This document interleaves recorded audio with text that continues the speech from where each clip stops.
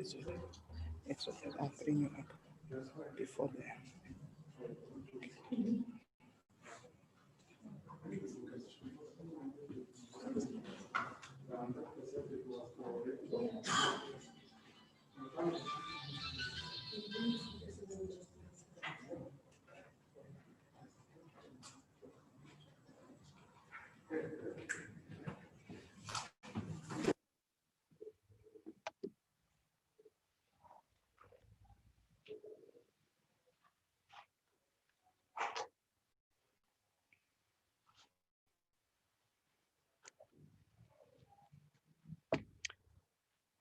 Okay, good afternoon, comrades. Welcome to the commemoration of Simon Nkoli lecture. As we come together here at Luthuli House, I want to express our appreciation to having the ANC and the ANC Women's League organizing together with the Simon Nkoli Memorial, coming together to reflect, to connect, and to engage about progress around LGBTI persons and what we have done as a country, the milestones that we've worked on. Let me express our appreciation to the DSG of the ANC, Comrade Jesse. Thank you so much for gracing this event. Let me express our appreciation to having our president of the ANC Women's League, Comrade Batabile Dlamini. Thank you so much, Ma, for organizing this, and both yourself as president of the Women's League and as well as the DSG of the ANC have been championing and making sure that the LGBT agenda is back on the table around policy, but also about programs that needs to take place in our country. We are in what we call President and DSG, repairing the injustice of the past in this way. Let me also recognize, you know, in the panel, we do have the Johannesburg Pride organizer, Comrade K. Ale. Thank you so much for joining the panel, and as well as the ANC Women's League Young Women's Desk convener and coordinator, Comrade Precious Banda. Thank you so much for that. And indeed, online we are joined by comrades across the world, across the country, who join us for this memorial. And these comrades include Reverend Paul Mokgeti Heath, who's joining us from Sweden. We're also joined as well by various comrades, including, I'm trying to see from where I'm seated, Comrade Palo, Comrade Tembeli Lelanga, who are here, who's joining us. And of course, we'll recognize all the other names that are joining as we see them. But I want to recognize as well Embrace Diversity movement that is here, DSG all the way from Northern Cape, Comrade Patsy LA. Thank you for joining us, as well as members of the National Task Team, Comrade Banyana, Comrade Mpo, and Comrade Alex. I want us to start with the national anthem. And I think it's proper and it's quite important to reflect before we start talking about who Simon Nkoli is, but also before we start talking about the work that Simon did that continues to inspire many of us in this day and age. So let us have the national anthem, if we may all rise.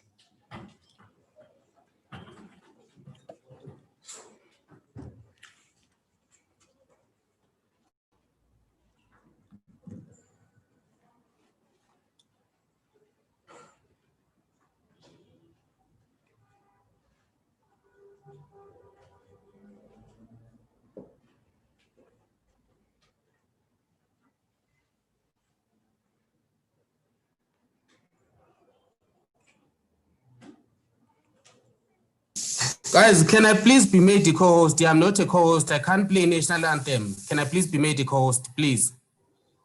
If we have comrades on Zoom to mute, those who join us virtually, please Zoom, or if the tech team can mute everyone.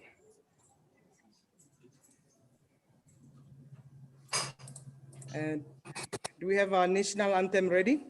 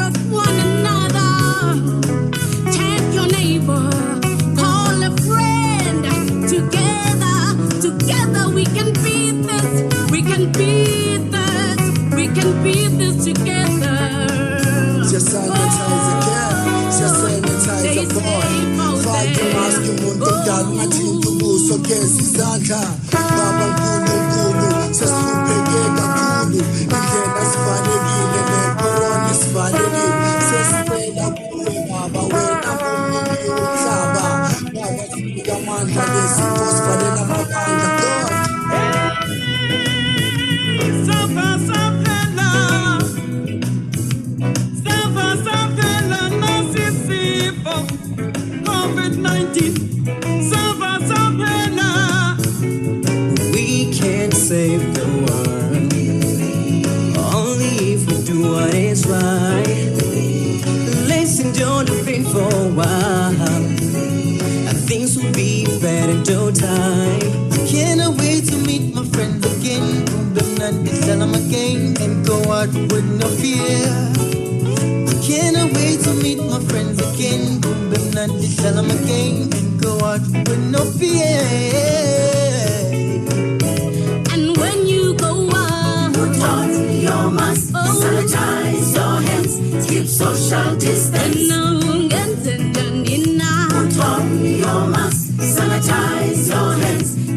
social distance. Put on your mask, sanitize your hands, keep social distance. Oh, what shall you do? Put on your mask, sanitize your hands, keep social distance. Be safe out there. Be safe. Take care of one another. Tag your neighbor. Call a friend. Together we can beat this. We can beat this. We can beat this together.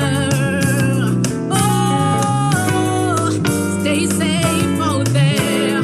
Oh.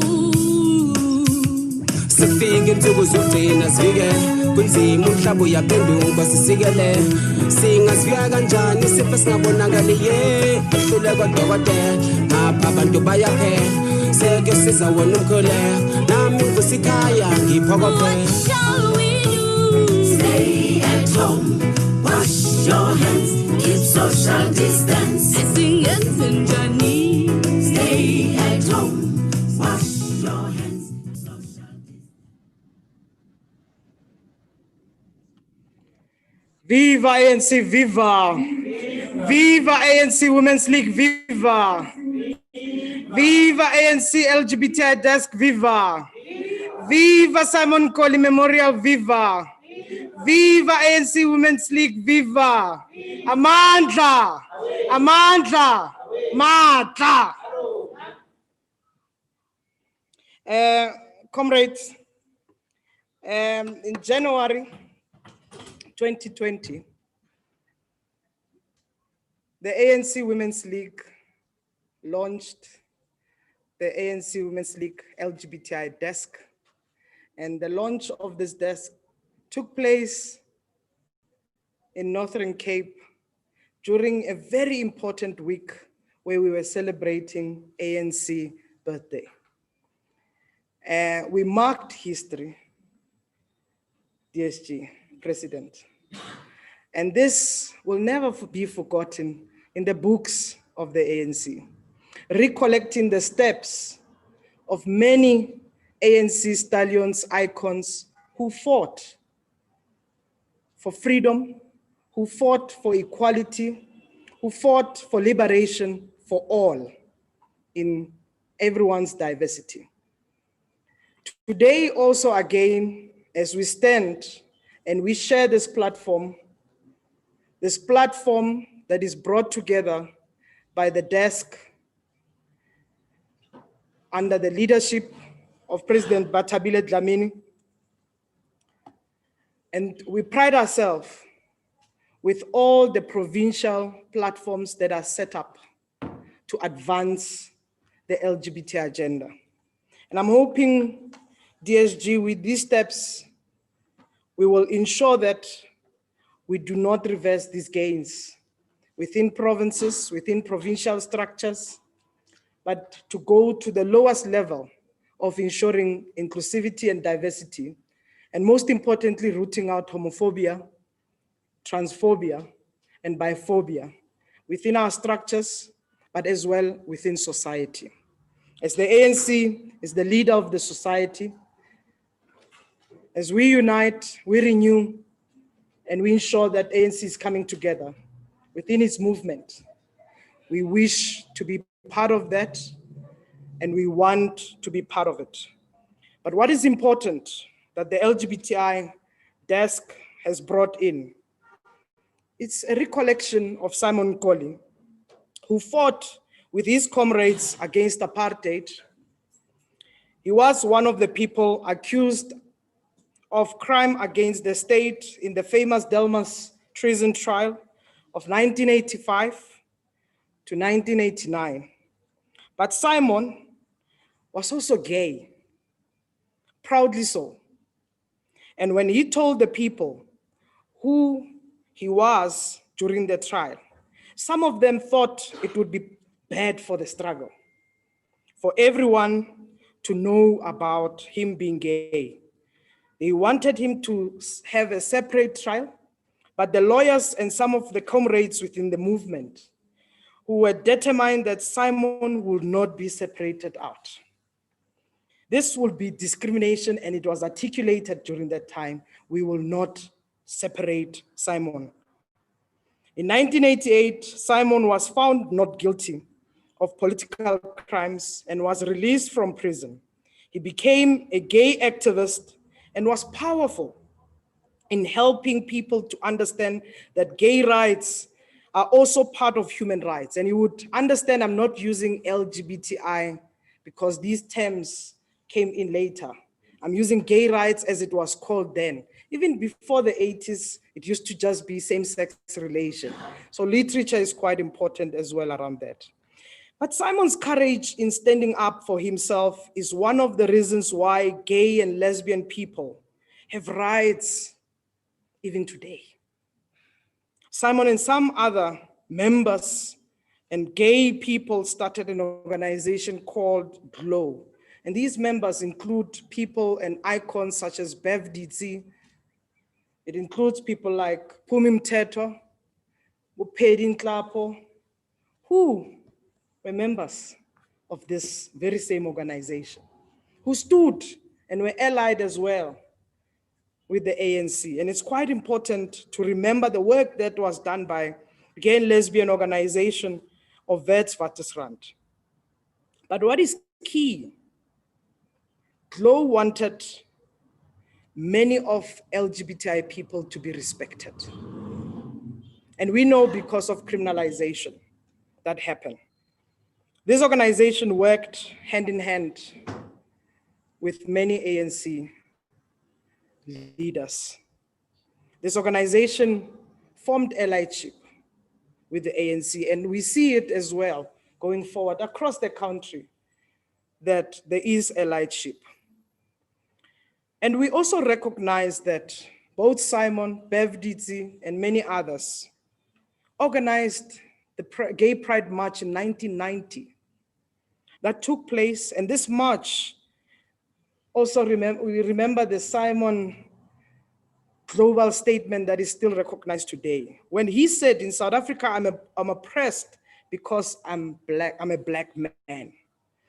I'm also oppressed because I'm a gay man. So when I fight for freedom, I must fight against both oppressions.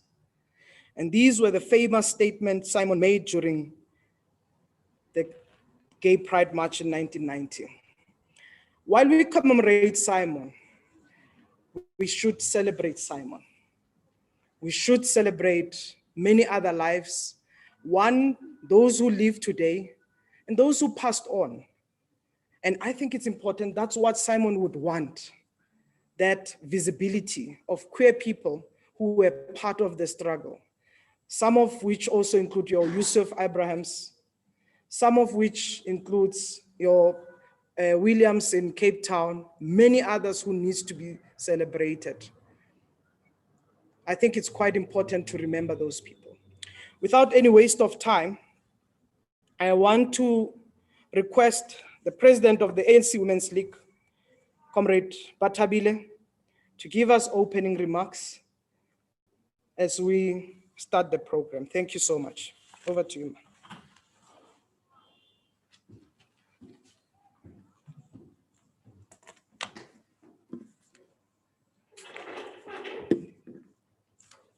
Thank you very much, moderator, Steve Letike, our DSG. Yes, you are our DSG, as well as a leader of the Women's League. Comrade Kate Ali, Comrade Sheila Barcel,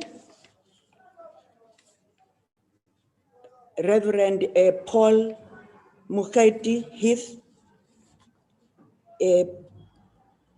Advocate Gina Malindi in absentia, Comrade Precious Banda, the convener of the ANC Women's League Young Women's Desk. I would also like to recognize the team that we are working with in our offices, Comrades Mpho, Banyana, and Palo that were very key in organizing these activities. It gives me pleasure to welcome all our panelists. And this is the time of the ANC to remind those that have short memories that the ANC has always been inclusive in the struggle for the liberation of the people of South Africa. And today, we've come to celebrate the life and times of Comrade Simon Nkoli, who at a very young age decided he was not going to live a conspicuous double life. And that had no place in his life. The resilience he showed, the movement, the gay and lesbian community, as well as the apartheid government, was unbelievable. It was extraordinary.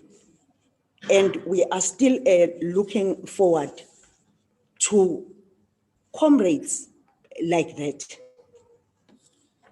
Declaring at a very young age, without fear, was a very good sign of things, of good things to come.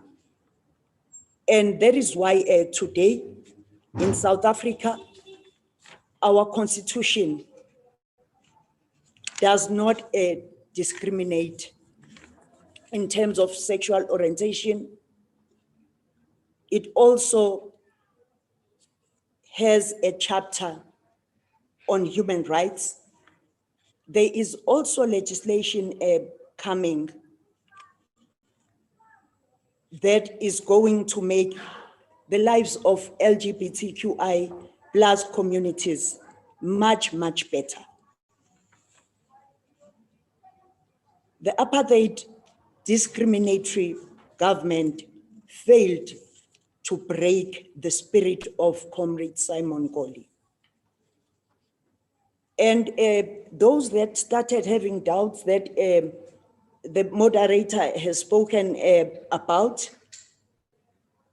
also gained strength during the process, because he led from the front and he assisted many comrades to understand LGBTQI plus communities. And DSG yesterday, we visited Mama Elizabeth Nkoli, Comrade Simon Nkoli's mom. It was very clear that without such a strong mother, Comrade Simon would not be able to survive the moment of oppression and discrimination. Up until now, Comrade Nkoli's mom is still very strong. And for some reason, she belongs to the AME church, the Church of Charlotte Maxeke. And she started telling us stories about Charlotte Maxeke, about the 1956 march. So Comrade Simon was born at the right family. And how we wish, as the Women's League, that we have more women like Mama Elizabeth Nkoli. And how we wish we could have women that are ready to fearlessly fight traditions and cultural practices that oppress, discriminate, and suppress women and all other communities. We must try and be true human rights activists. and do what young people expect to see us doing. Whilst we were preparing for all these activities, I came across a statement saying, written by a young person, young people want to see us doing a lot for their survival. They want to see us validating them. They want us to say to them, it's okay to be who you are. They don't want to feel odd and awkward in their own homes. They don't want to feel different in the company of their own parents and their own siblings. It is only those that have a listening ear and true revolutionaries that will meet the needs and the demands of young people of South Africa. And DSG, let's take this period and own Comrade Simon Nkoli. He is recognized throughout the world except for South Africa. And that must change. Thank you, DSG.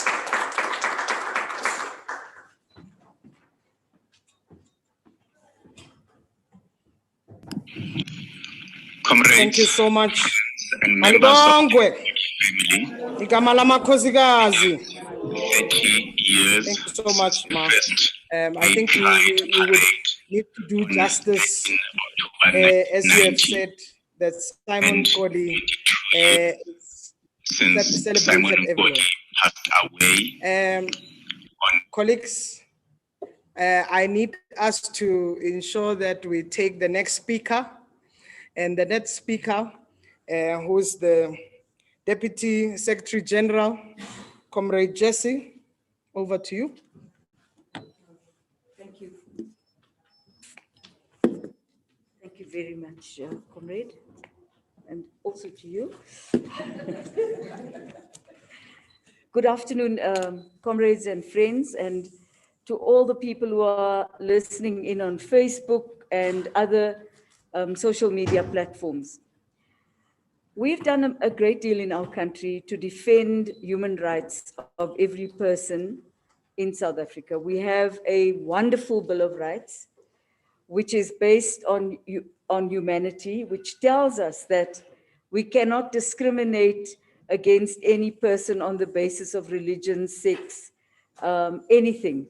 But the struggle for equality lies both in legislation as well as primarily it has to become a broader society-based struggle. So we have wonderful laws, and I'm going to congratulate Comrade Steve and others, and comrades like Comrade Sheila Basel, and people who've actually impacted on the laws that help us to understand how to maintain a semblance of legal equality. But what we really have to understand, and I'd like to say that Comrade Sai was a very energetic activist from the VAL. That's how we all knew him. Nobody asked Sai what his sexual orientation was, and it really didn't matter at the time when you were fighting apartheid, what people's various sexual orientations are. And I remember in one of the lessons that he gave to all of us, Comrade Nomvula, welcome, was this. He said, if you're lying in an accident and you're about to die and a doctor comes to you to save your life, you don't ask them, are you gay or are you a lesbian? If you're about to, you're in a hospital and a nurse is looking after you, you don't ask that nurse, are you gay or are you a lesbian? You accept the help. And in the same way, it makes no logical sense to discriminate against a person because of their sexual orientation. And the reason we fought against Comrade Sai being separated from the other 22, as they were called, was precisely because we needed that lesson to carry through, even amongst the highest echelons of the United Democratic Front's leadership at the time. And the influence of cultural and traditional norms on all of us constrains our rights as they are put in the Constitution. Over the last 9 months or so, one of the things that the lockdown has enabled me to do is to read a lot. And I'm asking many questions. I'm concerned about our concept of equality and justice in this country. I'm concerned that we are readily able to condemn people without due process. In the same vein, we are not accepting 100% that no matter my sexual orientation, I am equal to everyone else in this country. And no one has a right to question what my sexual orientation is. Now, that's easier said than done, because I may say that I'm an activist. We're all activists in this room. The people who are going to talk after me are all activists, and we're very passionate. But 79% of the people in our country do not accept people who are gay, lesbian, queer, or trans. They don't. They do not even understand, many of them, what that means. And I have heard people say words like, there is no word for lesbian in Zulu. So if there's no word for it in Zulu, it therefore does not exist, which is an illogical way of looking at something which is so real. People do not have a choice in this matter. It is something you live with because it's who you are. It is not something you either choose to be or not to be. It is who you are. It is your being. Comrades, I want to say that we're struggling right now. We're struggling in many ways. And I think the research that has been done by the African Research Foundation is excellent, because it gives us, for the first time, a real barometer of how people actually feel on the continent and in South Africa. And you know, one of the things that I maybe let me be a bit controversial and say this.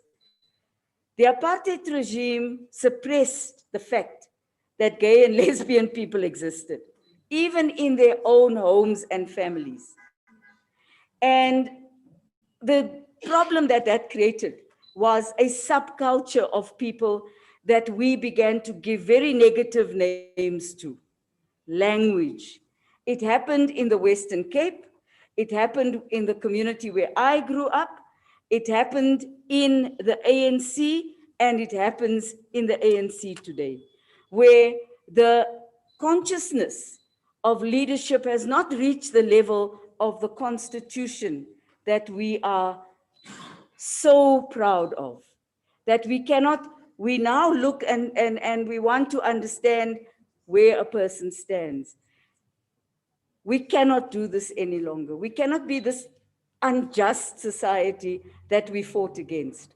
We cannot be concerned about what religion you are in South Africa. We definitely cannot be concerned about what your sexual orientation is. So yes, we have the Civil Marriages Act, wonderful. And we can marry each other irrespective of which, what our sexual orientation is. We can do so. But in the homes where we come from, people still discriminate against people who are not heterosexual, not traditionally, evidently heterosexual. And so where is the struggle going towards? And I think that, Comrade Steve, the Women's League is to be commended for setting up the desk. But yes, it is to be commended. It's a great step forward. But now we need to go 100 steps further than that. And 100 steps further than that is to begin to examine the quality of the justice that we are prepared to mete out in our society, and to make sure that the discrimination against people who are not heterosexual is completely abolished, not only legally, but socially. And the social discrimination is hard, and we all know. I remember the first Gay Pride March that was organized by Comrade Sai and them. But I also want to tell you that in 1994, when I was appointed as an MEC for Safety and Security, it was Sai who came and said, can you get the police to defend our march? And we went to Rosebank and we had a wonderful event in Rosebank. And what surprised me was the number of police people who attended that event as either gay or lesbian people, very openly. Now suddenly there was freedom, but they were soon discriminated against, and immediately thereafter, many of them didn't get promotion. And you see, that is where the problem is that someone believes that if you're a heterosexual person, you are a superhuman being and you are above the Constitution. No, you're not. You're simply a bigot, and your bigotry must be exposed. And to me, it looks like we're accepting a whole lot of bigotry. We're accepting bigotry in the Justice Department. We're accepting bigotry in the media every day. We're accepting the fact that women's bodies are still being used in advertisements as objects, as something to look at and not to respect. We're accepting of all of that. Perhaps Comrade Steve and comrades who are activists here, perhaps we've become lazy. And we rely on these kind of platforms to deal with matters. The 100 steps forward is beyond an academic understanding of what the problem is. The 100 steps forward is the actual engagement at a community level, no matter how difficult that might become or how uncomfortable it is. And I'm very happy that there are people from the church here with us today. I don't think we should allow the churches in our country to get away with this any longer. Because the church, the one thing I did this many days, I've read the Quran, the Bible, and I'm busy reading the Torah right now. I did that deliberately because I'm not religious. But I wanted to understand one little fact.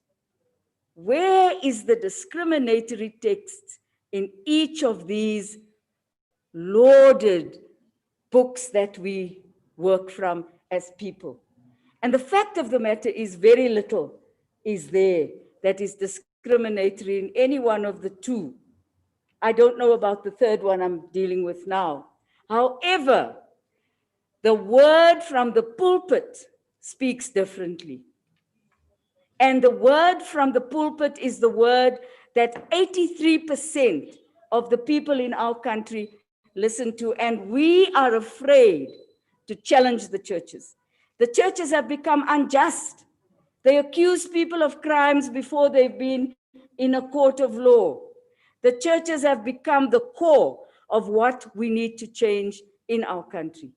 And you know, Che Guevara and others made mention of this in Cuba, that we must engage with the church. We did engage with the church, the Kairos document, uniting Christians, uniting everybody against apartheid. It is time to unite Christians, Muslims, Jews, Hindus, and everybody else against one thing: discrimination of a human being based on their sexual orientation, their religious orientation, or their racial makeup. Thank you, comrades. Amandla.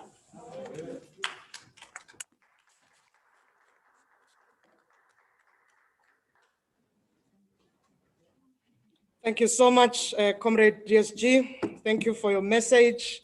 And indeed, as part of the unity renewal, we are ought to deal with the difficult issues that we are facing in society. You know, currently, as the LGBTI community, we are discussing what we call addressing the anti-conversion therapy, which is happening in churches. It's happening within the medical fraternity, the psychologists, the psychiatrists, and as well as the cultural leadership or tradition. Why all of this is happening, the conversion therapy or conversion approach suggests that people will be converted and taking back people into the binary context.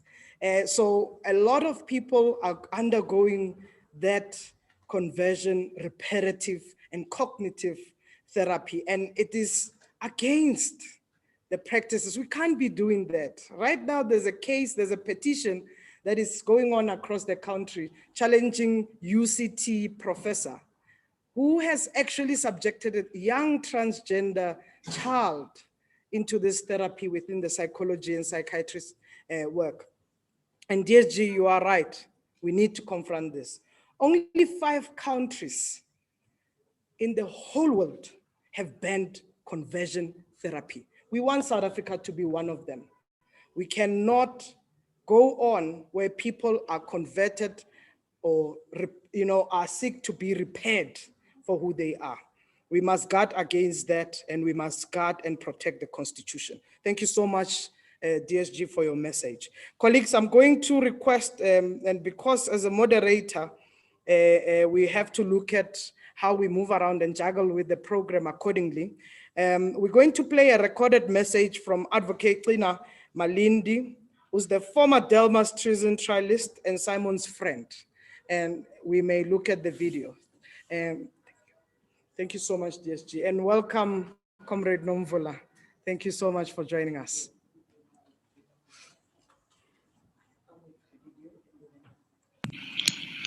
Comrades, friends, and members of the Nkoli family, it is 30 years since the first Gay Pride Parade on 13 October 1990, and 22 years since Simon Nkoli passed away on 30 November 1998. Sai is recorded as having come out as gay in 1982. This may be true in as far as he became public about his activism for gay rights. It is more accurate to say that Sai was never in the closet. From the time that I knew Sai in March 1979, I knew that he was gay. Into the first year of knowing Sai, he openly told me about having to spend a weekend or a few days in Hillbrow or Tibet Park with his boyfriend. He started then to speak to me openly about being gay and about how some comrades in COSAS were treating him with prejudice. Simon and I had a strong bond by 1980. His strong personality and commitment to fighting against apartheid and all other forms of oppression and prejudice impressed me. That relationship broadened my own understanding of various forms of oppression and prejudice that may continue even under a democratic, non-racial, and non-sexist society. I learned that the national question, that is, the liberation of Black people, will not be enough if large sections of our society, including women, gay and lesbian, and the whole LGBTIQ+ community remained oppressed. Simon Nkoli and the generation of the 1980s and 1990s activists for the liberation of the LGBTIQ+ community fought a very brave struggle. They did so when their cause was not fully embraced, even within the liberation movements of the time. We owe so much to Sai, Beverly Didzier, Phumi Mthethwa, and Paul Mokgethi, to name but a few, for the full embracing equality clause in our constitution, which prohibits unfair discrimination, including on the grounds of sexual orientation. Anyone who discriminates against anyone on the grounds listed in section 9(3) of the Constitution bears the onus to prove that such discrimination is fair. On this occasion of the 30th anniversary of the first Gay Pride Parade through the streets of Johannesburg, South Africans must thank Simon Nkoli for having ensured that when we talk about freedom, it is for all people, regardless of color, race, gender, sex, sexual orientation, age, ethnicity, religion, and many other forms of oppression. Freedom is indivisible.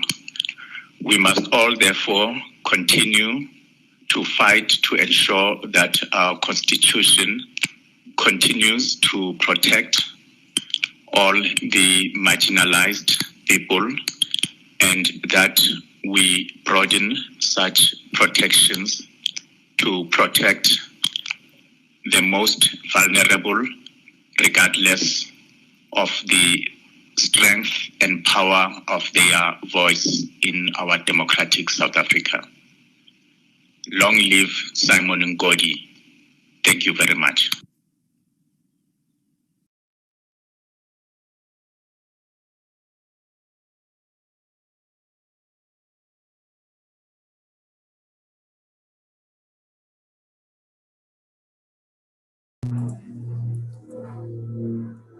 Please unmute the speaker, please. Please. I'd like to bring on behalf of the Simon Nkoli Memorial, which started 6 years ago, and this milestone of organizers and very young, energetic activists, comrades of ours, have started this conversation to reflect and gather the steps of work to commemorate and celebrate Simon. On behalf of the Simon Nkoli Memorial, I'll bring in Comrade Mpho Bunse, just to share with us, where do we come from and where is the collective going? Over to you.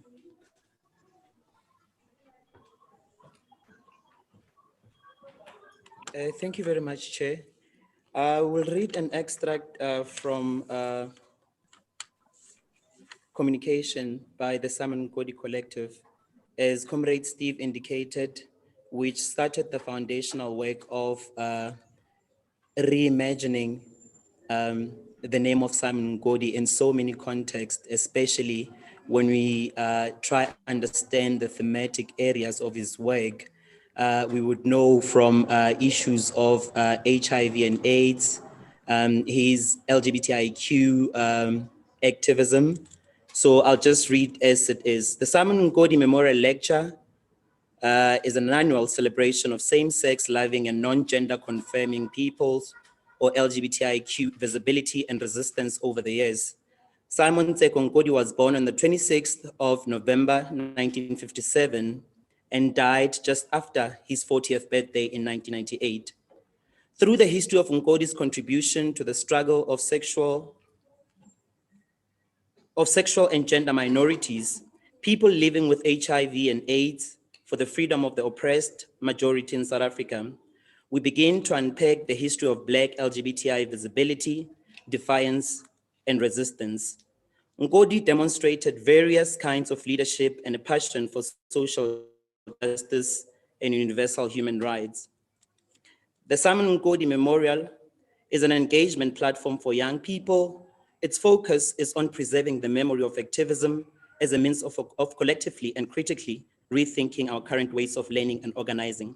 The memorial lecture is a space to think, share, and reflect together on current and ongoing social justice issues that affect young people, with the objective of keeping the fire of resistance burning.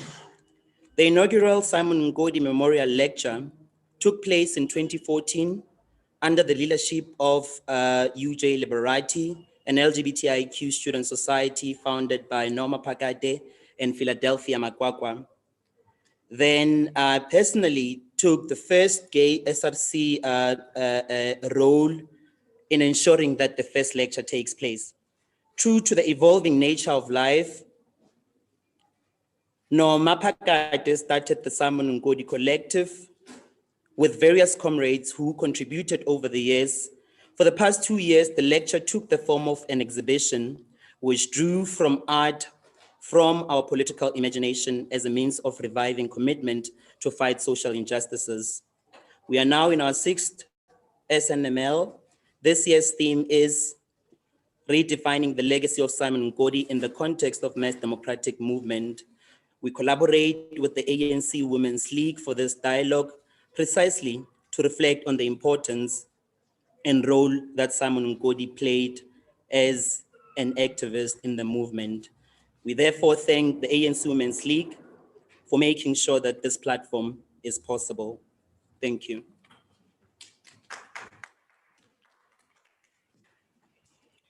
Thank you so much, Comrade Mpo. Please do extend our appreciation to the collective for partnering with the ANC Women's League, the ANC Women's League LGBTI desk, in ensuring that we do restore the memory of Simon Nkoli. Colleagues, comrades, without any waste of time, I want to go on with the panelists. As we have in the program, I want to call on, in terms of the message and input by Comrade Precious, who's the convener of the ANC Women's League Young Women's Desk. Over to you, Comrade Precious.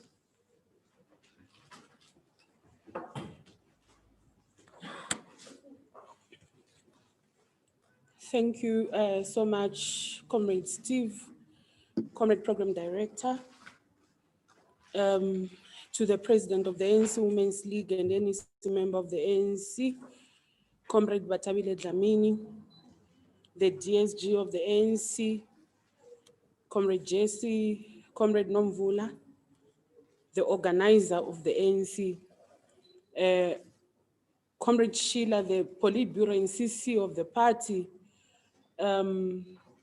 I know that COSATU has joined us through Zoom, and all other organizations that are here, the Simon Nkoli Collective, the LGBTQIA+ desk of the ANC Women's League,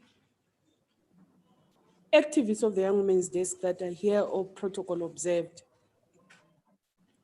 Firstly, would like to appreciate this opportunity that has been given to us as young women to come here and join everyone in this platform to celebrate a freedom fighter, an unassuming and unsung hero of the struggle for liberation, for total liberation.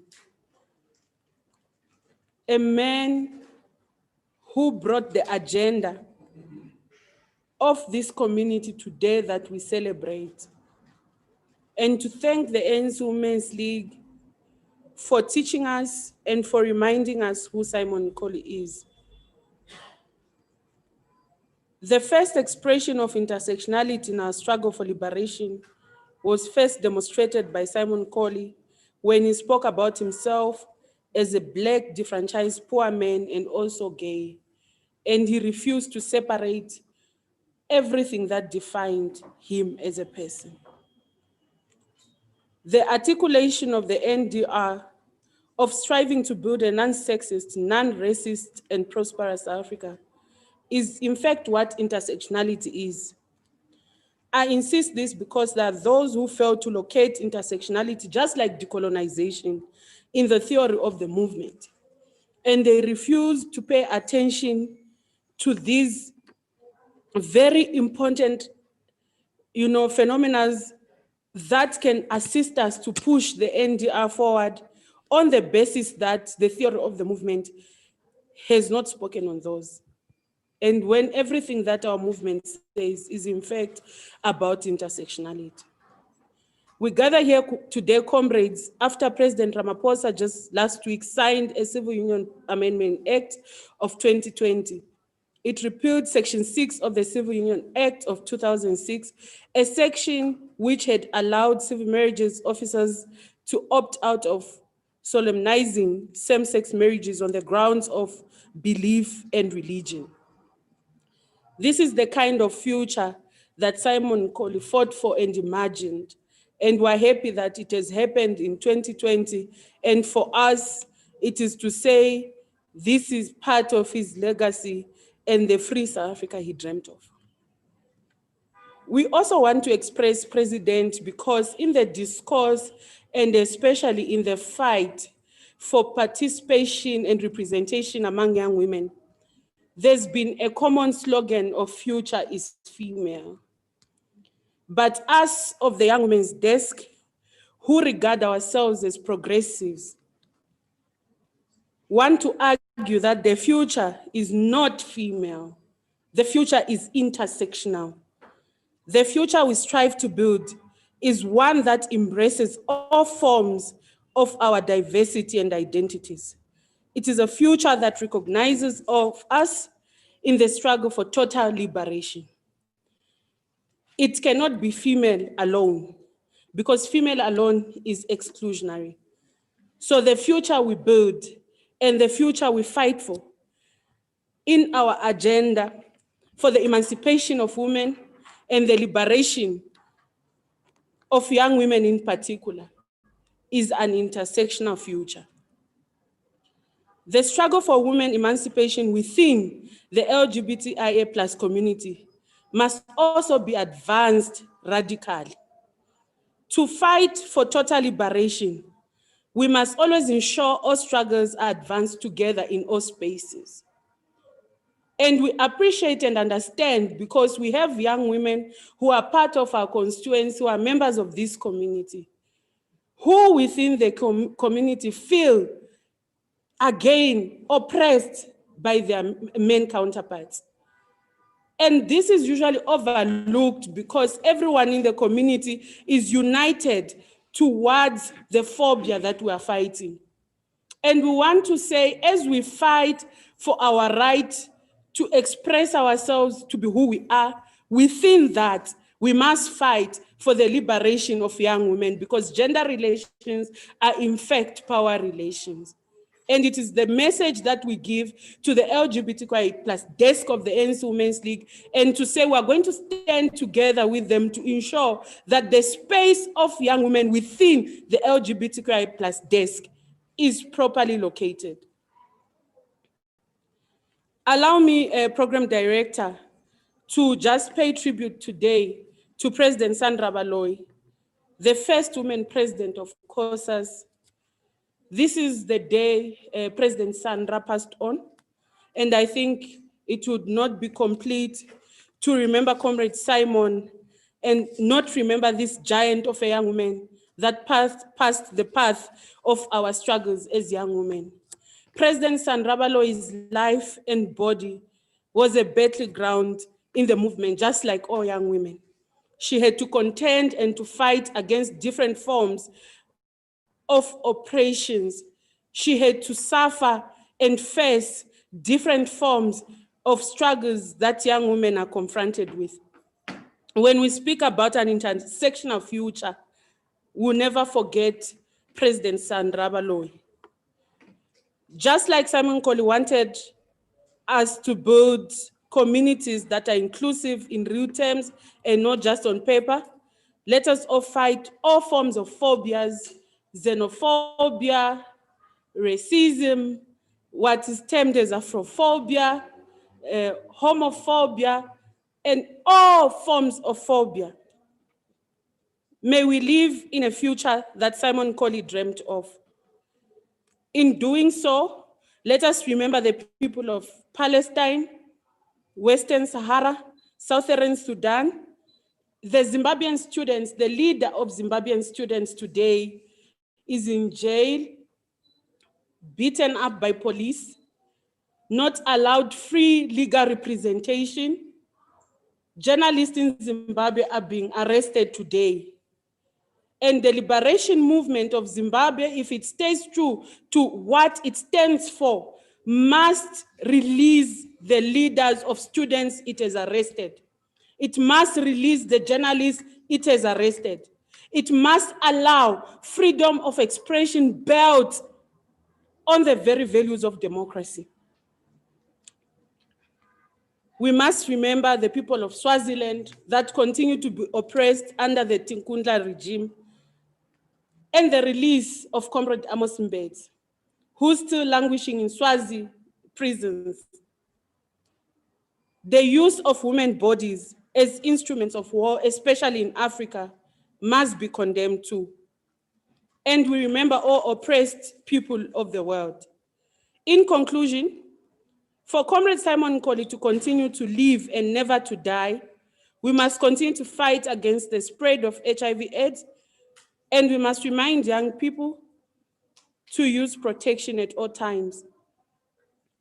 We must expose the social reproductive crisis that continues to subject the dispossessed majority to exploitation. We must fight for social reproductive health and rights, and we must fight against hunger and inequality. Long live the undying spirit of Comrade Simon Nkoli. Long live. Long live. Thank you so much, Comrade Precious. As you were talking, you know, LGBTI persons across the world, not only just in Africa, are still criminalized.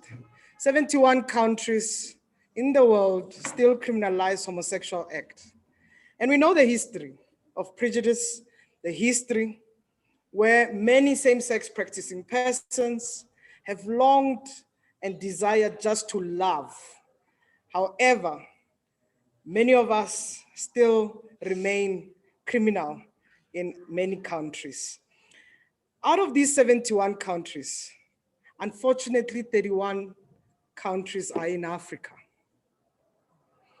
And these 31 countries include some of our landlocked countries, such as Eswatini, our neighboring countries such as Zimbabwe, and many others. In Uganda, as you all know, that a member of parliament introduced the anti-homosexuality bill, Bahati, which this bill is still contested even today, since 2009. And people and friends of Simon Nkoli, such as David Kato, died while fighting this bill.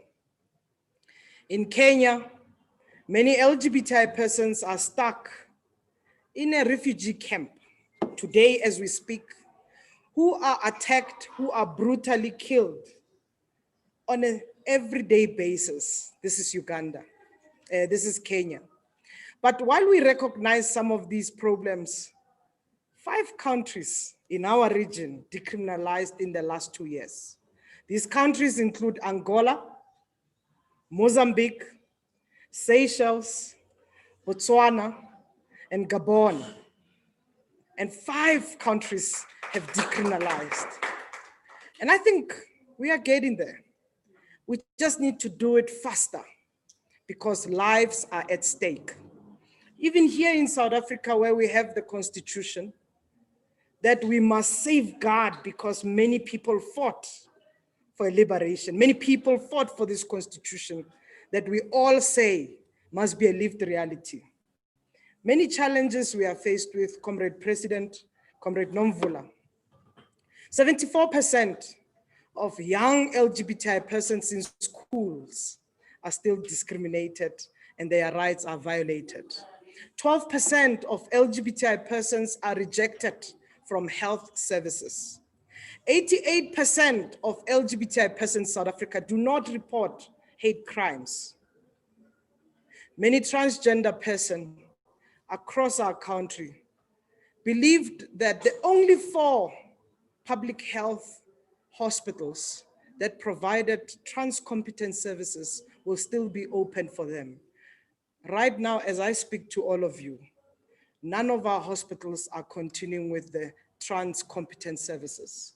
This used to be Baragwanath Hospital, Steve Biko Hospital, Charlotte Maxeke, and Groote Schuur. These were the only four. Of course, George Mukhari provided to some extent. People had to travel from Northern Cape to come to Western Cape, travel from Limpopo to come to Steve Biko. But the only service that is specialized for transgender individual has been shut down, which questions the 2003 Act that we've passed in our parliament of sex change. It questions what we have called applying for a gender marker. So these services are now contradicted by closing up services. I will not take more time, but we do need to share the realities. And we still need to even talk about what Comrade DSG spoken about, the research that was done by the Institute earlier in the year, looking at what the impact of COVID had on LGBTI persons, and which also included a whole lot of homelessness. Many LGBTI persons are kicked out. They were locked up with their families that are homophobic, and they have been kicked out of their homes. Every single day I get a call of somebody who needs home because they've been kicked out just for being gay, for being lesbian, transgender, or bisexual. And in addition to that, the skyrocketing incidents of hate crimes. Just in the last 2-3 weeks, we've had over 8 cases of brutal murders of LGBTI community. This is in our own country, and we need to reflect, are we doing enough? Now, Simon believed in visibility. Simon believed in celebration. Simon believed in existence of LGBTI person and pride, which is work that she has done with GLOW, with many activists and leaders such as Beverly Ditsi and others. But also we've had pride organized by Johannesburg team Yusuf Abrahams, many stallions who fought. In that, we want to hear the perspective of pride even today. Kay, over to you.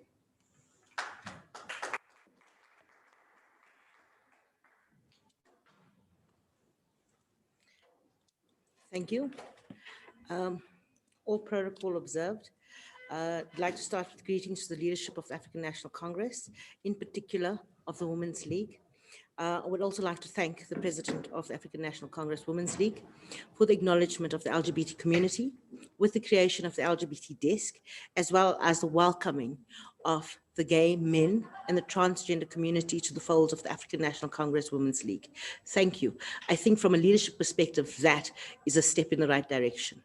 We are moving towards a more non-binary, non-conforming society. And we see that with this type of leadership. So I'm here to talk about all things pride. And a lot of people say pride has gone from political to pop. The first Pride in South Africa was held at the end of the apartheid era in Johannesburg on the 13th of October 1990. The first such form of activism for the LGBT community on the African continent. GLOW, the gay and lesbian organization of the Witwatersrand, among a collective of about 50 other people, were instrumental in hosting this event in Hillbrow, which saw an attendance of about 800 people. Over the years, Johannesburg Pride has undergone many metamorphoses with many teams, Yusuf being instrumental in chairing Johannesburg Pride for almost 20 years. But like prides across the globe, we face the same challenges. In recent years, the Johannesburg Pride March has returned to basics with no float and no grand shows of exhibition, catering for over 30,000 people on foot in Sandton in 2019. Everyone participating walked the Pride March as equals, promoting the principles as prescribed by the Johannesburg Pride Constitution formed in 1990. Before we get too carried away by talking about pride in today's context, let me take you back And today I urge you to remember an icon for beyond a march, but for setting precedents in normalizing many aspects of the LGBTQ plus daily living. Mr. Simon Nkoli was a gay activist and an anti-apartheid leader who fought for freedom and social justice in South Africa during the anti-apartheid struggles. His courage to live openly as a gay man, coupled with his tireless work within the anti-apartheid movement, helped shift the anti-gay opinions of many of those in the movements. Through living his truth and owning his identity, Simon Nkoli facilitated a crossover of the anti-apartheid and gay liberation movements. And as Steve said, Simon's famous quote, "I am Black and I am gay and I cannot distinguish between the two," was very much a part of who Simon was. Apart from that, Simon was integral in founding a number of major gay rights movements and organizations in the country, including working with the Gay Association of South Africa, and later the Gay and Lesbian Organization of Witwatersrand. His work within the organizations would lay the foundation of South Africa to become the first country in the world to constitutionalize the protection of the rights of LGBT people. So we may be in Africa, but we have always been at the forefront of LGBTQ protection. During his early years, Simon developed his sexuality and came out, and was met with fear and anger, as no one in his family knew or understood much about homosexuality. Most of us within the LGBTQ plus community know this firsthand. When Simon met Roy Shepherd through a pen pal magazine, the two soon began a romantic relationship and would later become life partners. While Roy's family accepted his homosexuality, it was the revelation that he was romantically linked to a person of color that was not so graciously accepted. By chance, and at the same time, Simon's family had taken him to see a psychiatrist. Going back to the context that Steve spoke about, conversion therapy, something must be wrong. So when Simon was taken to the psychiatrist, having been a gay man himself, he proposed that Simon and Roy live together and Simon masquerade as a servant. This takes us back to the horrors of apartheid, or what we'd call then the Group Areas Act. Simon's life has always been affected by the apartheid state, from hiding his parents from hiding his parents to avoid prosecution and then to his relationship with Roy. As a result, he developed an innate understanding of the injustices faced by being both Black and gay under the South African laws enforced by an unfair system. Simon's first form of activism was with the Congress of South African Students in Transvaal, where he became the secretary. But knowing his sexuality, he developed a fear of whether the movement would actually accept him as an open homosexual. There was much debate around whether he would be good for the movement or not. He was also aware that his fight for democracy and his fight for equality was intricately linked, and that in order to commit himself to the struggle, he would have to honor his truth, what we call today being your authentic self. The revelation of his sexuality to the Congress led to many, many, many debates, but eventually they allowed him to stay. He became a member of the Gay and Lesbian Association of South Africa in conjunction with being part of the Congress. And in an attempt to reconcile both his activisms, Simon saw what was then GASA, a predominantly white organization, which had a firm apolitical stance and incredibly white standpoint for those times. And Simon disagreed with their stand, and they disagreed with his anti-apartheid work. So eventually they parted ways. In 1994, during a protest march in Sabokeng, police opened fire, killing over 20 people. At the funeral, police arrived at the cemetery and arrested 22 of the political leaders, Simon being one of them. Simon would later be detained for 9 months before the state laid charges. While they eventually laid charges, they were severe. They were charges of treason, with the possibility of a death penalty. This was the beginning of one of the longest trials in South African history, 240 days of the Delmas treason trial. It would be 2 years from the date Simon was charged to the date of his release, and another 2 years before Simon was fully acquitted. This sparked much debate, and ultimately, Simon was initially asked to be tried separately for fear that the other 21 would be facing the similar or more harsher charges based on sexuality or sexual condemnation. Ultimately, his fellow prisoners came to realize that his sexuality meant little in the larger fight against apartheid. They learned from Simon that no one should be discriminated against and decided to stand trial together. In 1998, 2 years after his release from detention and following his acquittal, Simon founded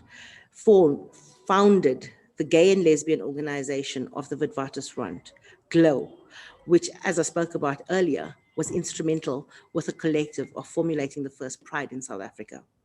Unlike GASA, GLOW was not apolitical and did not ignore the injustices of apartheid. It was the first gay and lesbian organization to function in all facets of life, and in particular, Black townships surrounding Johannesburg. GLOW included a number of political leaders as well as white LGBT community members. Through GLOW, Simon found much success and traveled extensively to discuss his organization with other leaders. Alongside Julian Nicol, Simon and GLOW were instrumental in ensuring the LGBTQ rights were included in South Africa's new constitution. He became the first openly gay activist in our country to meet Madiba. And today, I want to once again thank you for all that you have done for us, Simon. Pride, in opposed to shame and stigma, is outlook that boasts the LGBT rights movement. Pride is the promotion of dignity, equality, and increased visibility, but more importantly, self-affirmation. Last year, the Johannesburg Pride March was highlighted in the top 10 prides of the world at number 8, having been the only pride on the African continent to gain global visibility. This is an important achievement in highlighting the plight of the LGBT community, not only in South Africa, but in Africa. I stand before you as a Black woman who is instrumental in formulating a pride with global visibility, having closed the main arterial vein in Johannesburg of Sandton to host Pride March. Last year, as the Pride of Africa, we also took a further step in revolutionizing Africa with knowledge sharing and fund sharing to allow the collective in Gaborone to host the first Gaborone Pride under the Pride of Africa symbolisms. Pride of Africa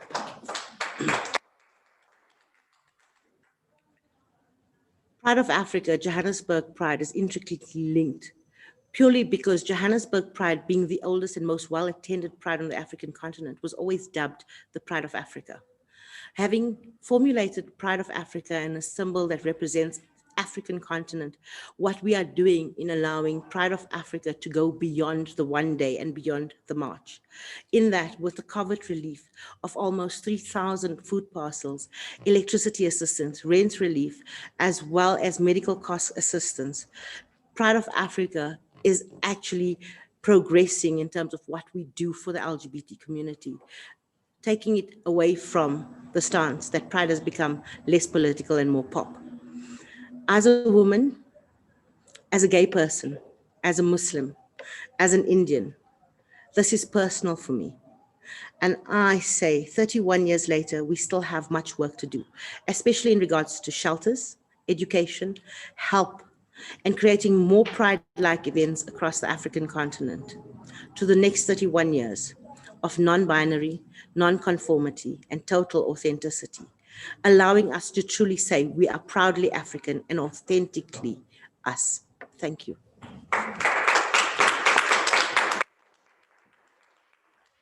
Thank you so much, Comrade K.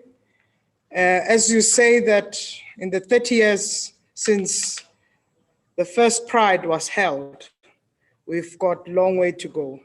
And being mindful that even when our constitution was passed in 1996, and I think we are fortunate, Comrade President Batabil, that some of the architects of the constitution still lives and still lead society today.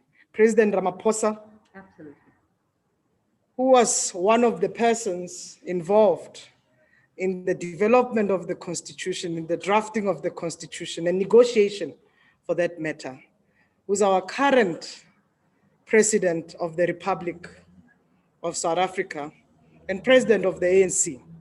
We are fortunate that we will be heard by people who understand the history, who understand where we should be going. And I think we are quite also fortunate to have women leaders within the ANC. Women leaders who knows the struggle of the late Mam Charlotte Maxeke,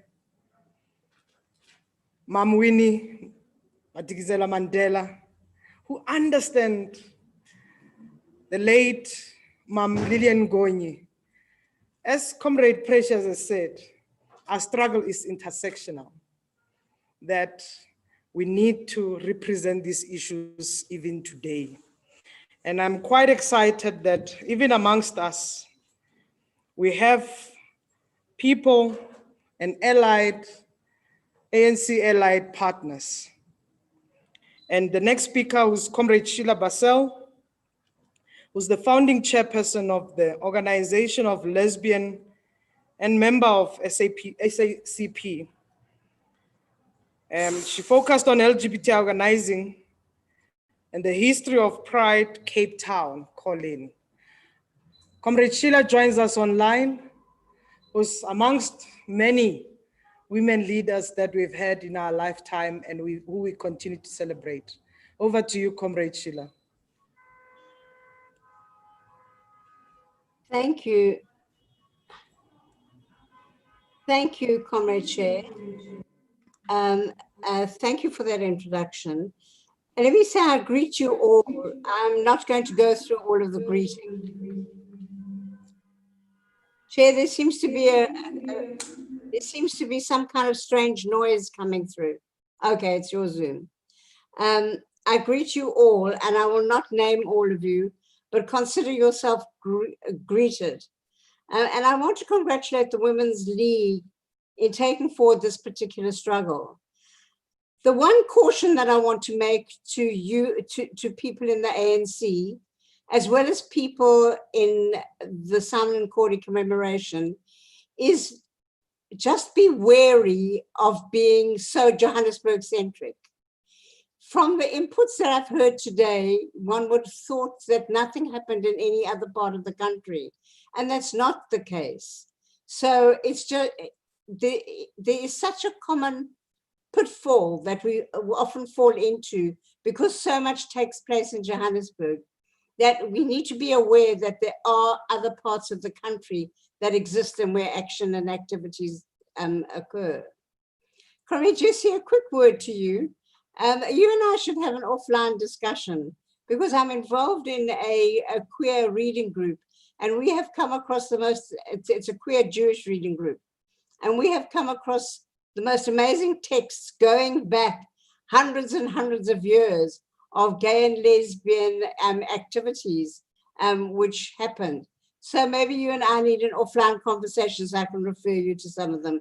You'll have some wonderful hours of reading there. But there are a few things that I need to set the record straight on.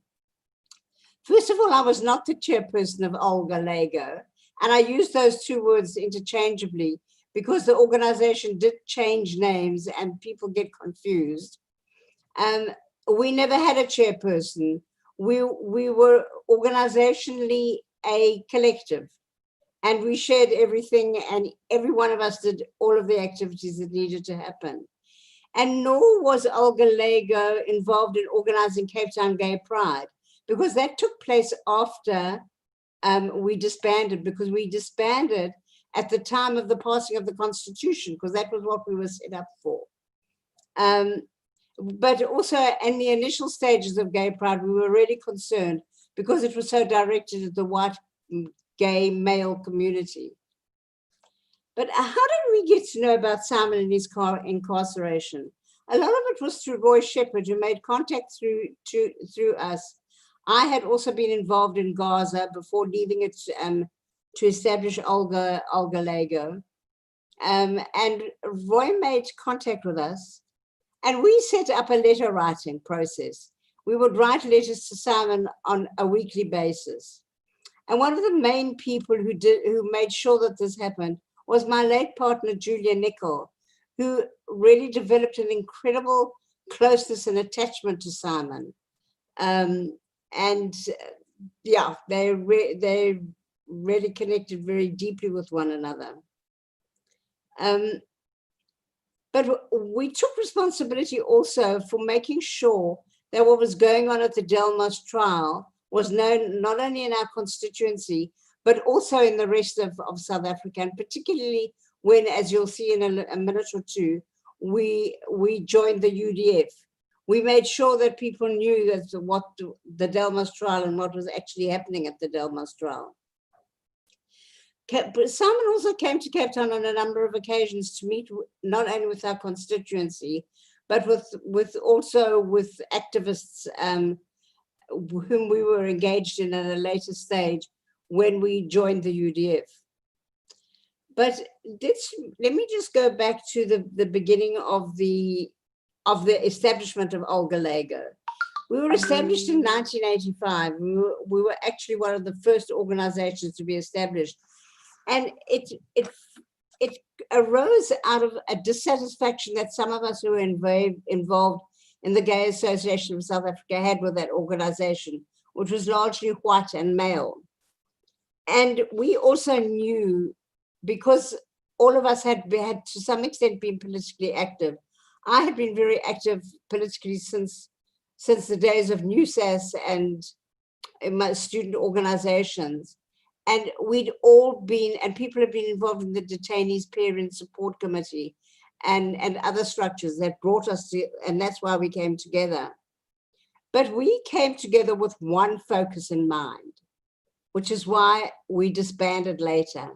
And that focus was to make sure that sexual orientation appeared in the Constitution. We made contact with Comrade Albie Sachs when he was still in London at Commonwealth House, where he was writing the first drafts of the Constitution, because one of our members managed to get a passport to go overseas, and he made contact with Comrade Albie. We had a lot of contact with Comrade Carter Asmal. And when both of them came back to South Africa, we worked intensively with them in the formulation of what it should be. But the other thing that we did was there were two organizations, Olga Lago and another group, which was Abigail.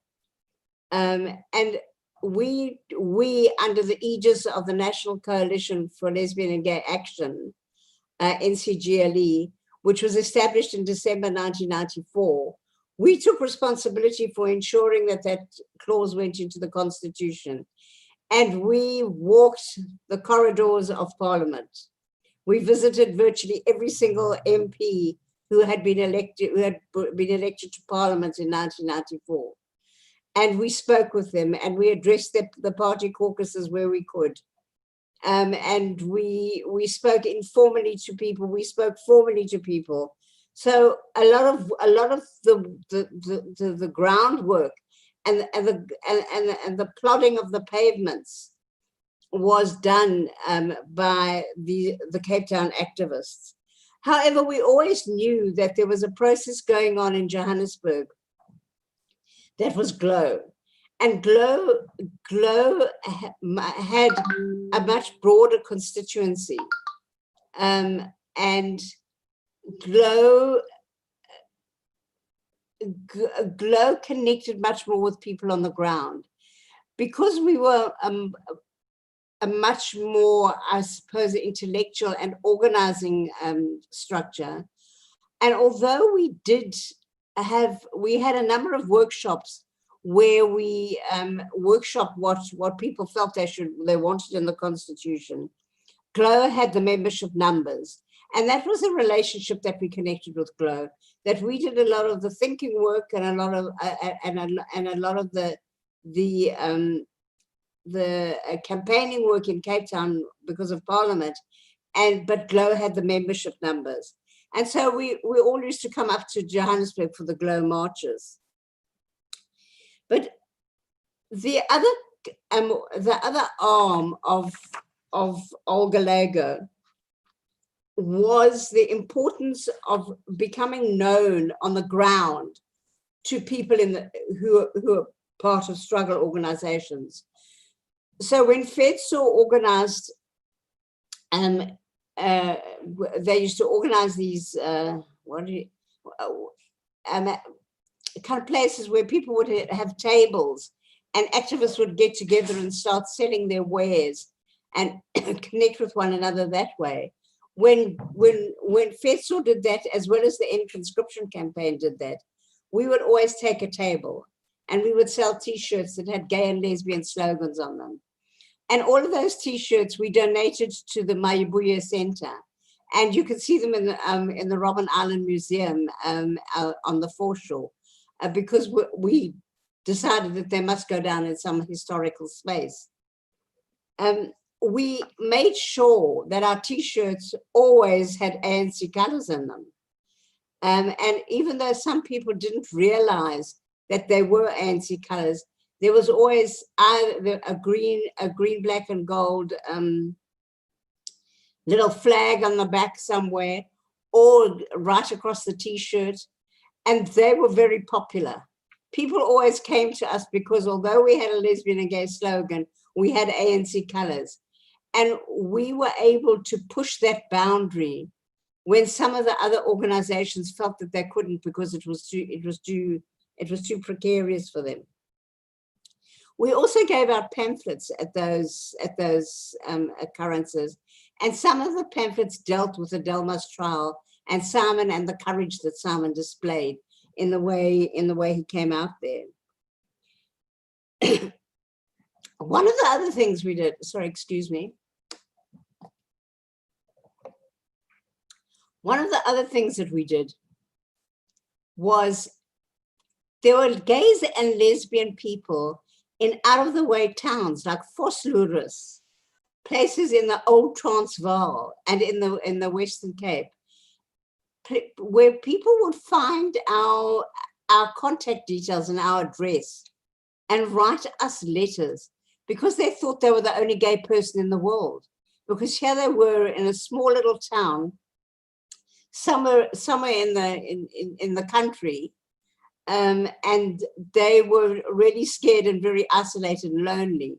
So we set up a whole process of writing letters, and really took a few people, not all of us, took responsibility for making sure that those people who thought they were the only gay or lesbian in the country had contact with others. And in fact, some of them managed to come to town, to either Johannesburg or Cape Town or Durban when things were established in Durban, and make contact with the organizations. And that was really a very important part of what we did, because we felt that it was a way of people stopping to not believing anymore that they were so isolated. We did set up a national organization which didn't last very long, because by then things were beginning to change, which we called the Congress of Pink Democrats. And we specifically named it like that because we wanted to have the Congress of Democrats in the title, but knew that we couldn't actually use that name as it was. And so someone came up with the idea, well, we were Democrats, but we were Pink Democrats.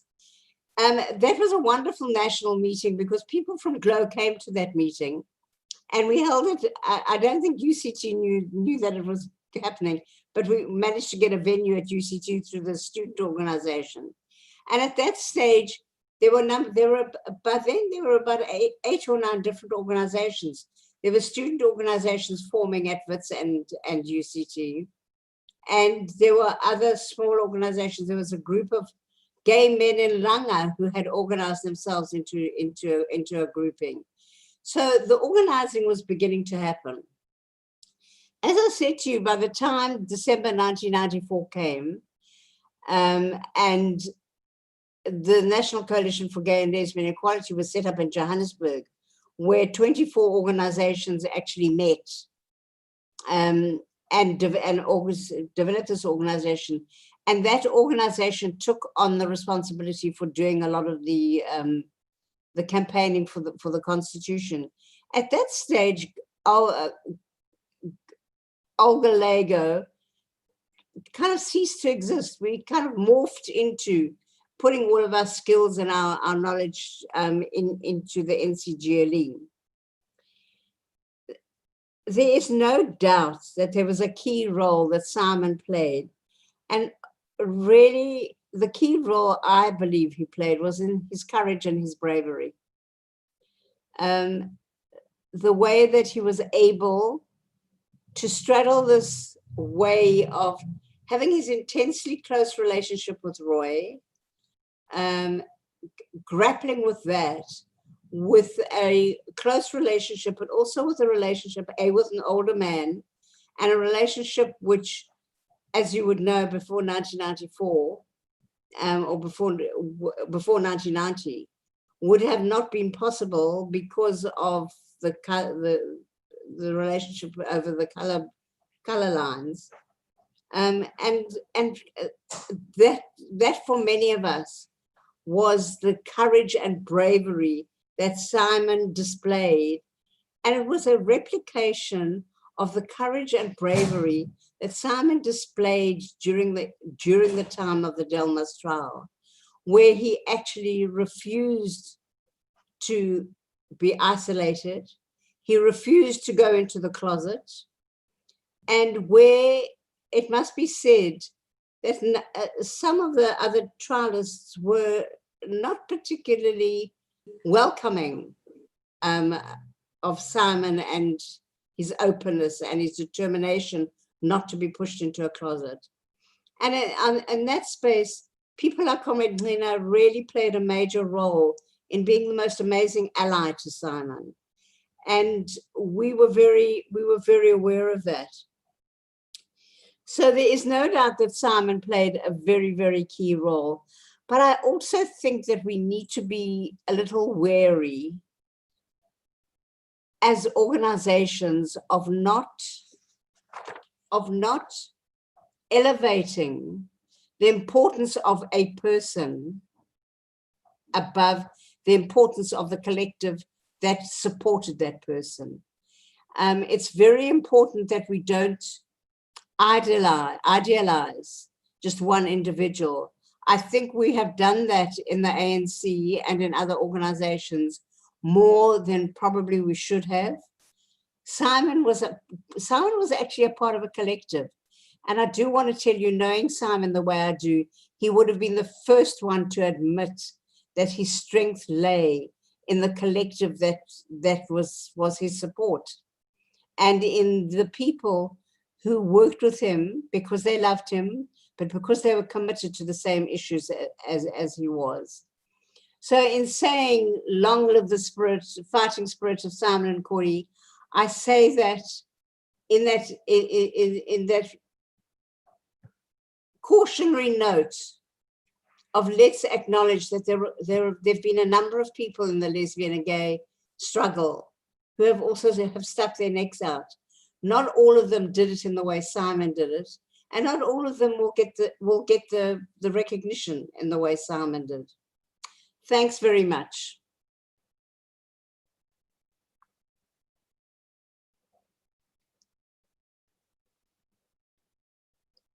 Moments that you recollect are quite important.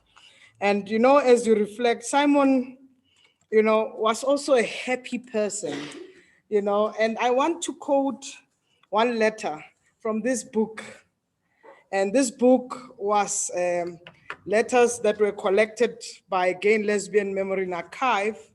You know, it's called Till the Time of Trial. And these are the prison letters of Simon Nkoli that he wrote when he was in prison during 85 to 1989. One of the letter which I want to read out, Simon was alive, was that person who takes things as they come in prison, and these letters express that.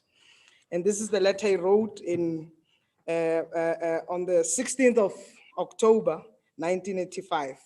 As Sheila had shared, Simon's lover, Roy, all these letters were directed to the dearest Roy.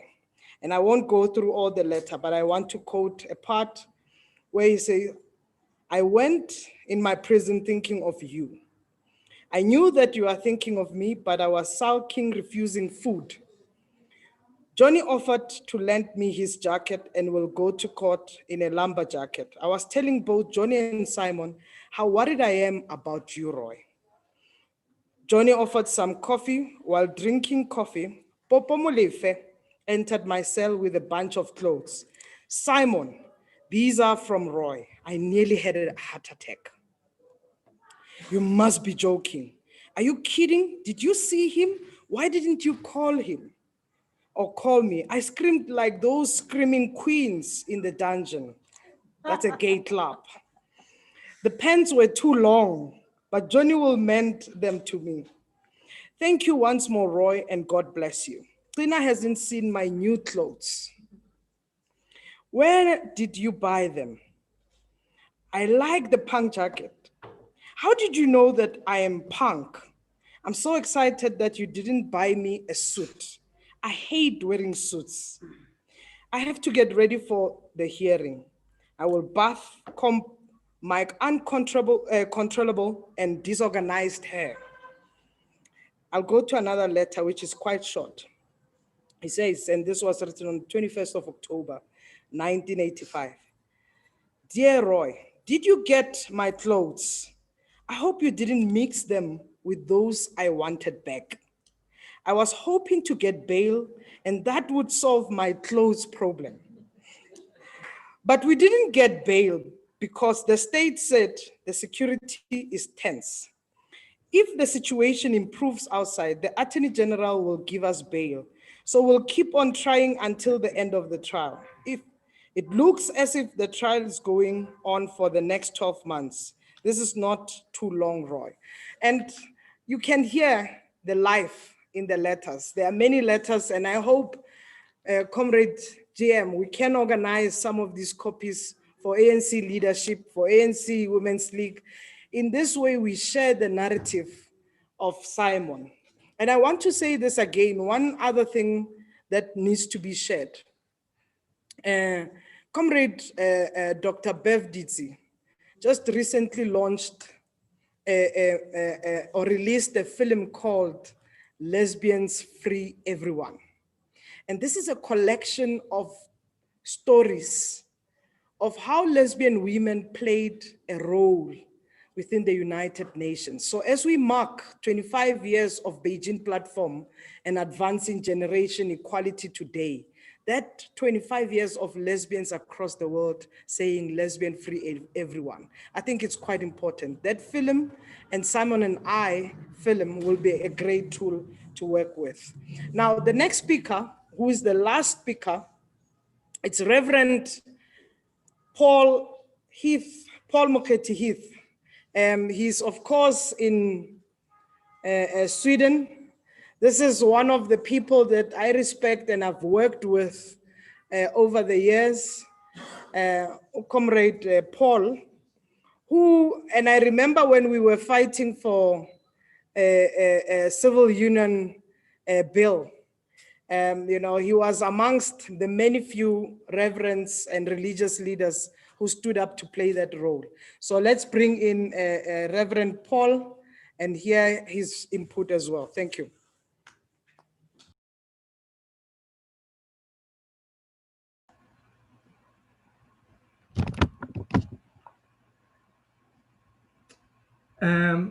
Hi, Comrade Chair. I just want to say thank you for this opportunity. And also, I would also say all protocol observed at this time. And yeah, talking about the legacy of Simon, there is just so much that I can say, but I am not even going to take your time. What I would really like to say is that I would say that Simon's legacy was well ahead of his time. And Simon, I would say that he was a fearless and a strong person who was able to stand and to stood the test of time. And so I met Simon around the late 80s, during the Delmas treason trial. And then I got to know Simon much better when we were organizing and formulating GLOW. And then I worked with Simon during the time when we were organizing the first Gay Pride March. And for Simon, it was so important that we organized that march because he wanted to break the stereotypes that was to say that homosexuality was an African, but also to break that stereotype to say homosexuality was an African and also un-Christian. For Simon, it was very important that we were up in the forefront to be able to come out and voice out our voices, but also to show our faces, that we were in existence and that we were not different from the other communities. So it was really, really important for Simon for that Black visibility,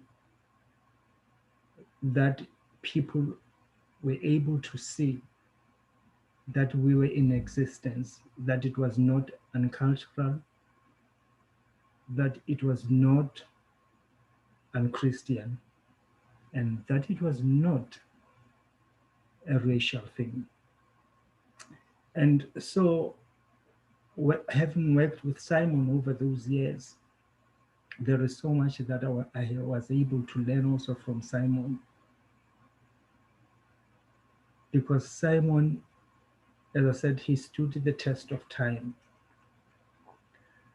I was able to be with Simon when he was sick during the time in 1994-95, and when he was struggling. He came out boldly as a man that was living with HIV. And having been with Simon at the time, I had also gained strength and I've learned so much. And because of that, this is the work that I am also doing here in Sweden as well, and working as the coordinator for a religious institute, which is called INARELA, which is the interfaith of network of religious leaders that are living with or personally affected with HIV. But it was from the strength that I had got from Simon. Simon fought and stood for justice and equality. And he made sure that all rights were heard, whether they were gay rights, whether they were rights of other individuals. He stood for that. And what was so encouraging for me to see as well was that Simon was the man of faith. Faith was something that was really, really important for him, and probably it's something that we have never spoken about or people never knew about, that Simon was a man of faith. And so I was also privileged to have that opportunity to be able to be with Simon on his dying bed, because he had called, and we, myself and my partner then JP, Father JP Mokgeti Heath, we were able to go and anoint him with oil and also give him Holy Communion and blessed him. And so 2 days later, Simon passed on. But it was very important for Simon, but also it was a great privilege and honor for us to give him those rights. So I wouldn't dwell much on the work that Simon has already done, because a lot of people have already spoken about that. But what I would like to say that the legacy that Simon had left with all of us is the legacy that we need to continue and to respect, and also to make sure that we continue in making sure that we uphold all that Simon was standing for. Simon stood for equality. Simon stood for justice. Simon stood for the rights of all people. And so I would say that as we celebrate this 30th year of Pride, and as we remember Simon's life, we continue to do that in the way that Simon would have loved us to do, in honoring him, but honoring the struggle within the LGBTI community as well. Thank you.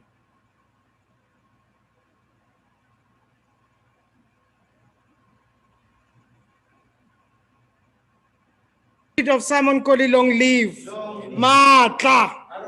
Matla. Thank you, Reverend Paul Mokgeti Heath. Even though he's in Sweden, he's a Soweto boy. Uvela la eSoweto, wakhulela khona.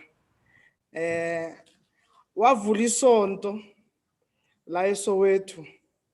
And they have actually organized the faith and spiritual community and gathered many LGBTI persons who are spiritual, and to ensure that they also find space of healing and of praising. And we really do appreciate contributions that were done by many of the queer LGBTI spiritual or religious leaders. One thing that all speakers had in common, Comrade President, is looking into the future. And I think it's quite important that we do so. Everyone who has spoken here at Luthuli House and those who have joined us virtually have reflected in what Simon would have asked today in terms of how many battles do LGBTI persons, how many battles do people have to fight for to be free? And I think that's a message we should be taking away. And I think it's key we recognize that LGBTI persons over the years, over decades, have asked these same questions, for so long. That speaks about respect, protection, existence, freedom, equality, and how the laws that are set up helps us change the realities, helps us deal with the unfair treatment that we are seeing that is perpetuated by discrimination and prejudice. These are battles that have been long fought, that have isolated many LGBTI persons, and that have kept LGBTI persons to be lonely and to be deprived of their existence and freedoms. Now, ANC has the obligation not to reverse these gains. President, ANC has the obligation not to reverse these gains. And we hope that even under your leadership as the president of the Women's League, and as well as the consistent support by DSG, these gains should never be reversed. The gains that we know of the struggle of non-racial society, non-sexist society, at the same time, non-homophobic and transphobic society. That's what we want. And this is the message that I'm hearing from all comrades who spoke. The other thing that was raised, President, in fact, since 1994, Parliament has passed more than 31 laws that make sure that LGBTI people are treated fairly and protected by the laws. And a lot of people don't know this. A lot of people don't know this because some of these nuances we take for granted. But Parliament has passed over 31 laws. And we've seen what Comrade Precious has called, the president has signed the amendment civil union bill into law, repealing that section 6 that gave marriage officers an opt-out option, which was unacceptable. One other policy which is critical, Comrade President, which is an ANC resolution, and I'm hoping we can move fast with that, which is the hate crime legislation. This is the ANC resolution. When we look at the Nazareth resolution, we said we must get the hate crimes law in place. We must make hate a crime, because then we will reduce the high levels of violence that we're seeing, the high levels of hate crimes that we're seeing, and the subjecting or subjection of LGBTI persons into brutality and severe experiences that many go through. What is key, and of course we know the difficulties when it comes to the hate crime legislation. Just recently, the Supreme Court of Appeal, if many of you know about the John Nkoli case, this is a 10-year-old case. John Nkoli, who published front cover of a newspaper depicting gay to animals and say, you can call me anything but gay is not okay. And the picture of that front cover was a man marrying a goat. That's unacceptable. During democracy, we still have that. And right now, what the Supreme Court of Appeal turned away is saying that whether this act by John Nkoli is inciting hate towards LGBTI people. And they said it's not. And the Pepuda Act must be challenged. And these are completely something that must worry us. If Pepuda Act is challenged as it is, that means the Constitution is challenged. And why we feel as LGBTI community this is wrong. If you look at what happened in Uganda, the newspaper that is called Red Pepper published pictures of LGBTI people, their faces and their address, and many were killed.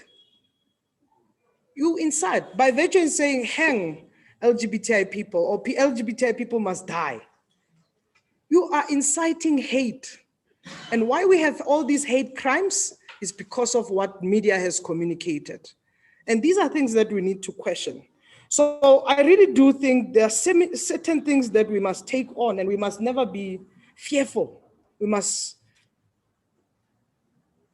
really be unapologetic about our act and be intentional, as Comrade Precious has said, because change happens with intentions. The promises that ANC has made to the LGBTI people must keep.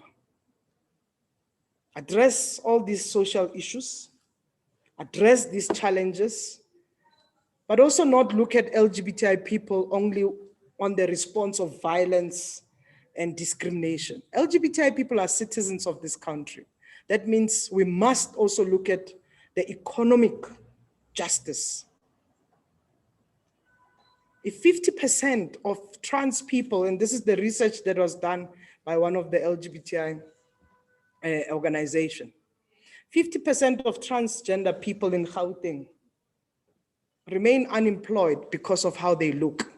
When they get interviewed, because they don't, or they are not binary to the context, or they have not changed their gender marker.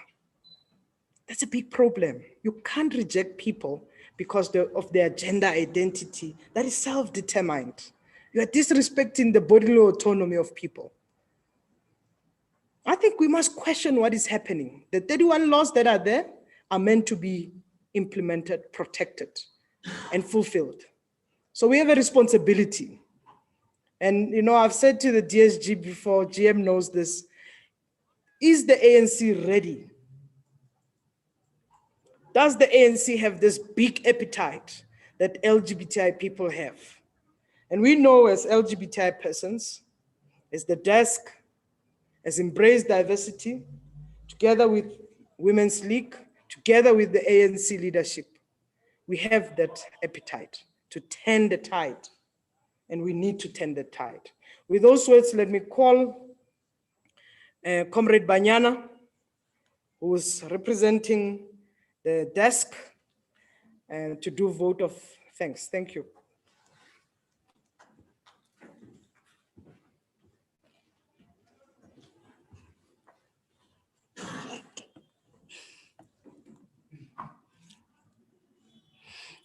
Sorry, comrades, President Batabile Dlamini, and all protocol observed.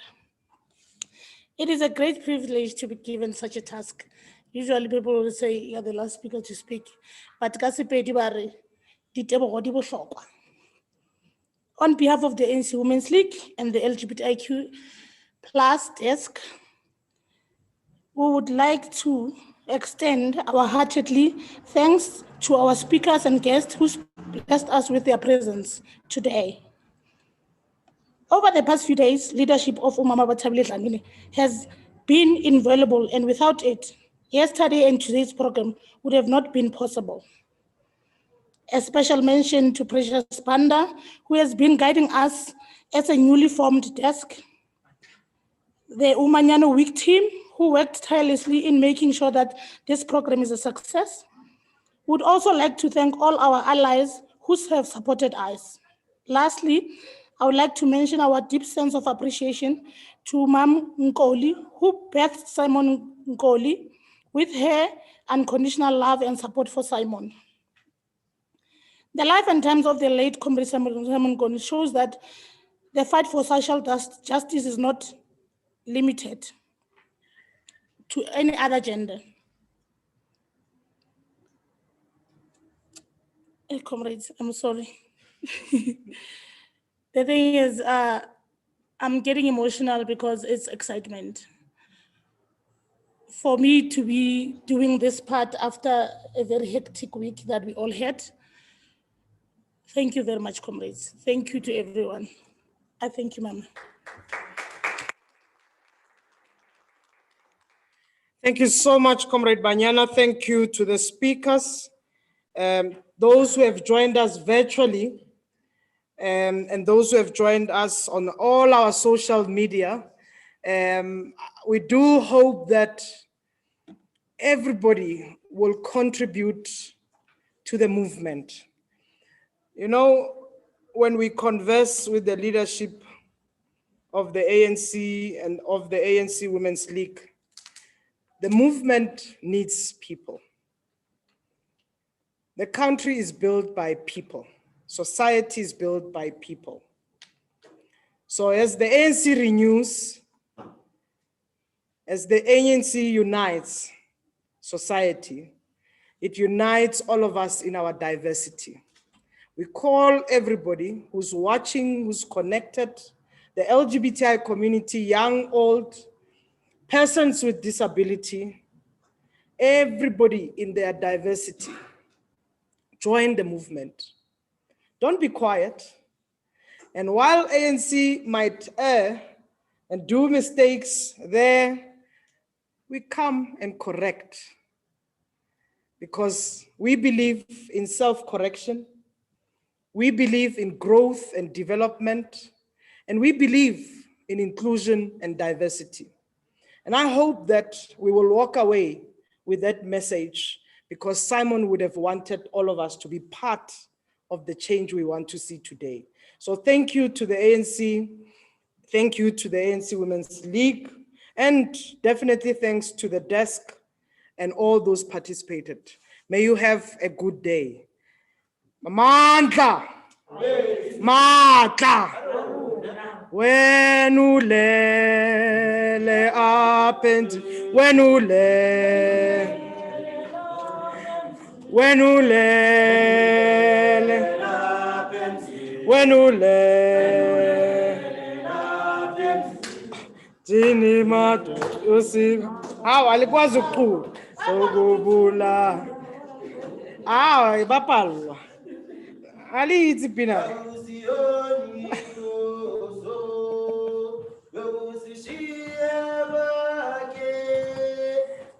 Hamba, hamba, querida, querida.